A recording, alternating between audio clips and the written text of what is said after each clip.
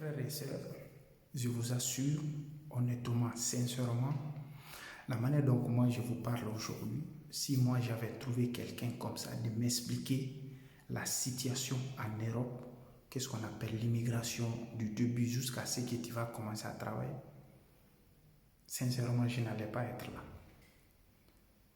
Je peux vous assurer, je n'allais pas être là, sincèrement.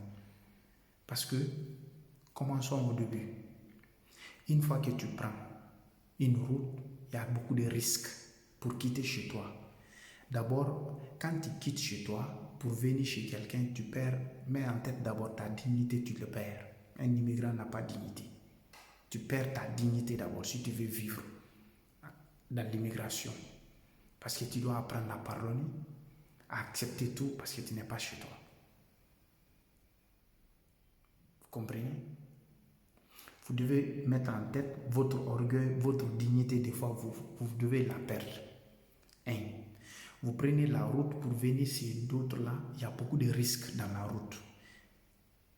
Il y a beaucoup de risques sur la route dans les situations où tu peux perdre la vie, où tu peux avoir des problèmes ou des maladies. Il y a tout ça sur la route pour arriver en Europe. Une fois en Europe, avant même d'arriver en Europe, il y a beaucoup de risques. Vous-même, vous savez. Il y a l'eau, il y a le désert, il y a tout ça. Sans la volonté de Dieu, du Tout-Puissant, personne, je vous le jure, personne ne peut rentrer en Europe. Personne.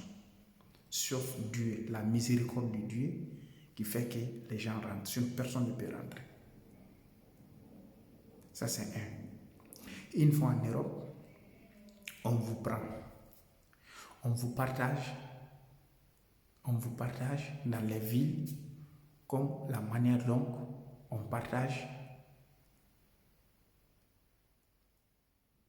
les gens dans les sociétés, ou soit les prisonniers dans les villes, dans les prisons.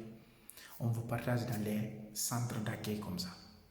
Une fois dans le centre d'accueil là, c'est là-bas, mes frères et sœurs, le vrai problème commence. Le vrai problème commence. Parce qu'ils vont te prendre dans... Le désert va passer, l'eau va passer, les problèmes, tu vas rentrer. Maintenant, on te prend, on te met dans le centre d'accueil. C'est là-bas le vrai problème commence. C'est ça qu'on appelle torture psychologique et morale. Ça, là-bas, ça va commencer. Si tu es changé, tu peux faire 3 ou 2 ans, ou soit 4 ans, tu gagnes tes documents. Mais si tu n'es pas changé, mes frères, mets dans ta tête, minimum, tu peux faire 5 ans dans ces centres d'accueil sans avoir un document. Et tout le monde sait, en Europe, sans document, tu n'es rien, tu ne peux rien faire. Imagine la vie d'un être humain, un jeune qui quitte chez lui, combien d'années ou bien combien de temps tu vas mettre sur la route pour rentrer ici? Si tu avais sacrifié ce temps-là pour quelque chose dans ton pays, d'autres font 5 ans, d'autres 6 ans, d'autres voire même 10 ans sur la route avant de rentrer. Une fois que tu rentres, tu as 2 ou 3 ou 4 ou 5 ans dans les centres d'accueil avant qu'on te donne ton document. Et on te torture presque psychologiquement chaque jour avec des situations. Tu veux sortir, il faut que tu demandes permission. Même si tu as un parent quelque part pour aller, il faut qu'on te donne permission. Des fois même on ne te donne pas. Vous savez, les situations qui se passent dans les centres d'accueil là, les manger là, est même type qui, des fois les manger des militaires au front.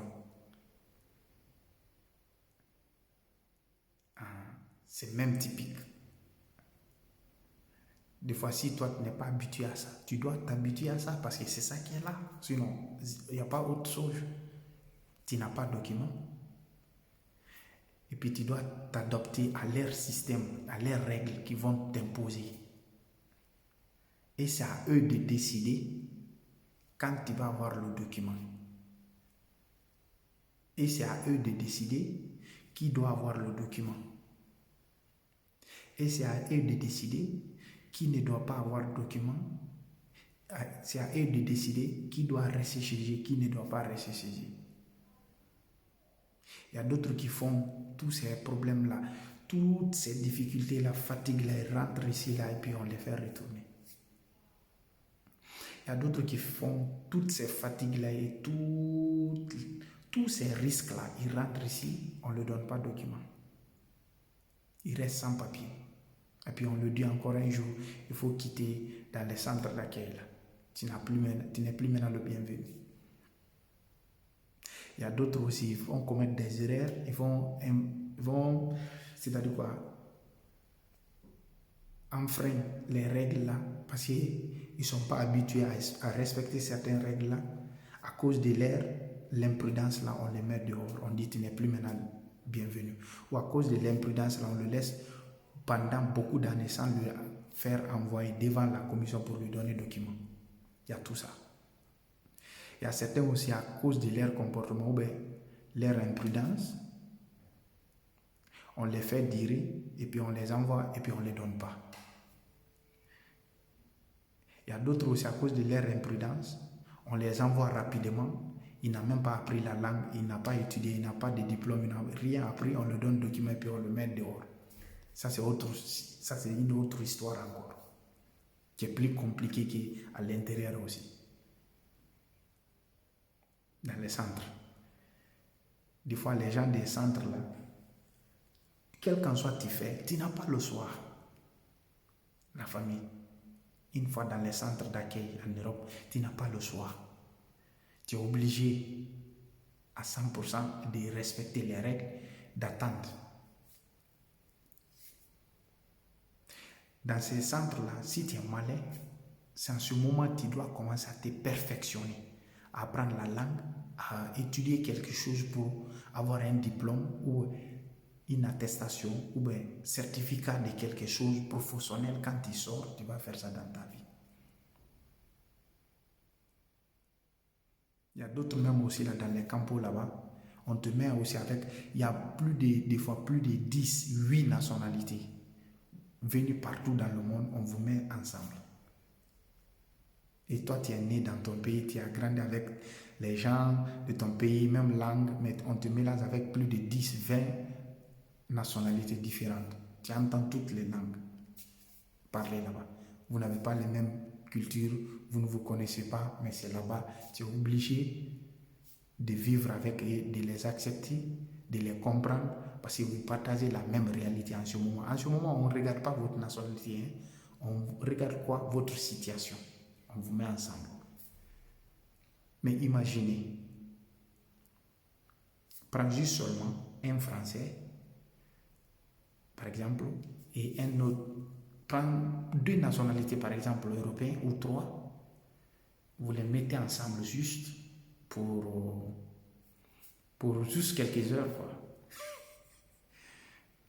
Comment ça va se passer?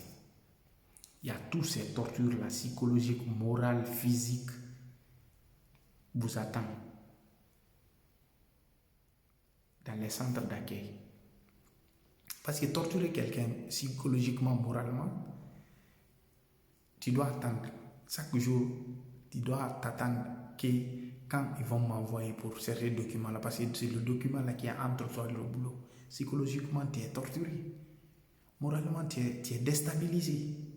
Parce que tu as envie d'avoir le document-là très rapide pour pouvoir commencer à travailler, pour devenir une personne indépendante. Mais ce n'est pas comme ça.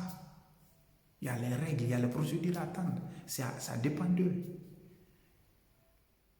Au moins, tu as 5, 4 ou soit, il y a certains même qui ont 4, 5 ou 3 ou 2 ans. Ça dépend de la chance dont tu as pour avoir ton document. Des fois, là encore, tout ce temps passé, là, on te dit il n'y a pas de document. Ou on te dit, toi, tu ne mérites pas de document. Ou bien, ton histoire, tu ne peux pas avoir de document. Il y a tout ça. Dans le centre, d'abord, tu vas passer beaucoup de temps à l'attente. Juste pourquoi? Pour un document. Des fois encore, ces documents-là, on te donne. Des fois encore, tu sors pour avoir travail, problème. Ou bien, tu peux pas aller dans d'autres pays pour travailler. Tu dois rester sur ce territoire. On va continuer pour une prochaine fois. Que Dieu vous bénisse. Que Dieu protège.